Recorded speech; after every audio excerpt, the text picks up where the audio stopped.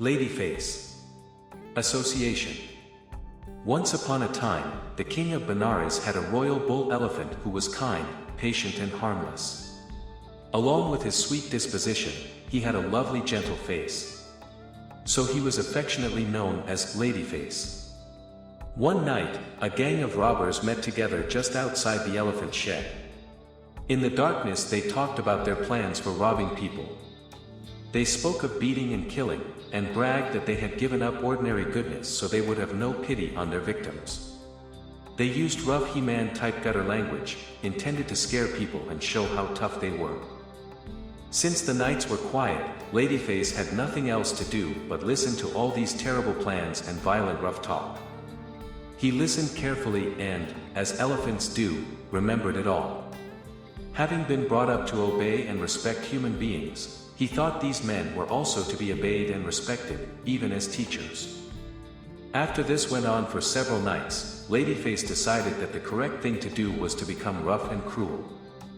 This usually happens to one who associates with those of a low-minded, cruel nature.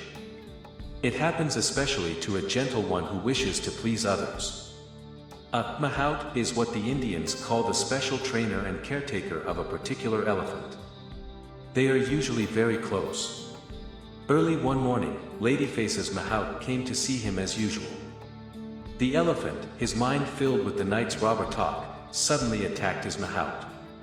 He picked him up in his trunk, squeezed the breath out of him, and smashed him to the ground, killing him instantly. Then he picked up two other attendants, one after another, and killed them just as ferociously. Word spread quickly through the city that the once adored Ladyface had suddenly gone mad and become a frightening man-killer. The people ran to the king for help. It just so happened that the king had an intelligent minister who was known for his understanding of animals. So he called for him and asked him to go and determine what sickness or other condition had caused his favorite elephant to become so insanely violent. This minister was the Bodhisattva, the enlightenment being. Arriving at the elephant shed, he spoke gentle soothing words to Ladyface, and calmed him down.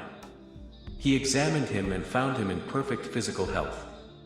As he spoke kindly to Ladyface, he noticed that the elephant perked up his ears and paid very close attention. It was almost as if the poor animal were starved for the sound of gentle words. So the understanding minister figured out that the elephant must have been hearing the violent words or seeing the violent actions of those he mistook for teachers. He asked the elephant guards, "Have you seen anyone hanging around this elephant shed, at night or any other time?" "Yes, minister," they replied, "for the last couple weeks a gang of robbers has been meeting here.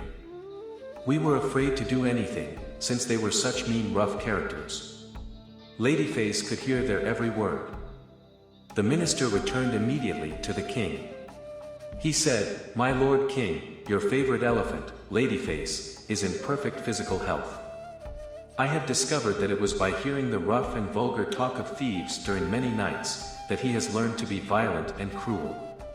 Unwholesome associations often lead to unwholesome thoughts and actions." The king asked, "What is to be done?"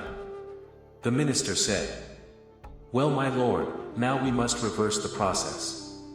We must send wise men and monks, who have a high-minded kind nature, to spend just as many nights outside the elephant shed. There they should talk of the value of ordinary goodness and patience, leading to compassion, loving kindness and harmlessness." So it was carried out. For several nights the kind wise ones spoke of those wonderful qualities.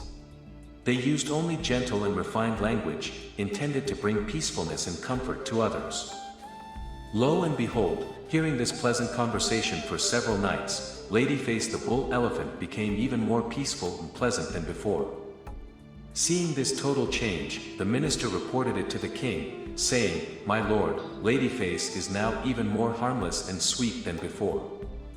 Now he is as gentle as a lamb." The king said, "It is wonderful indeed that such a madly violent elephant can be changed by associating with wise men and monks." He was amazed that his minister seemed to be able to read the mind of an elephant. So he rewarded him appropriately. The moral is, as rough talk infects with violence, so do gentle words heal with harmlessness.